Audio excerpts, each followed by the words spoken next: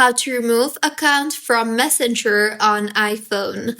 Hello everyone, I am Bishaka and welcome to our channel. Now let's get right into the tutorial. As you already know that there is no toggle button or any app button in order to log out from your Messenger account. So if you want to remove an account from Messenger on your iPhone, if you tap on the menu icon, you will see the option for switch profile. However, you will not see the log out option anywhere. So in order to do so, simply tap on the switch profile option you see there and you will be able to view all the accounts that you have logged into in here. So go ahead and swipe towards the left on your screen beside the account that you want to remove and you will see the trash icon.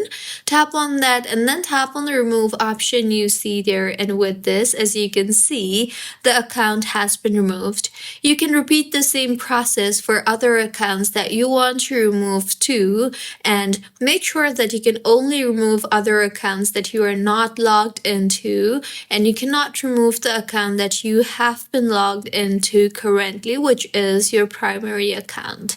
So this was about how you can remove account from Messenger on iPhone.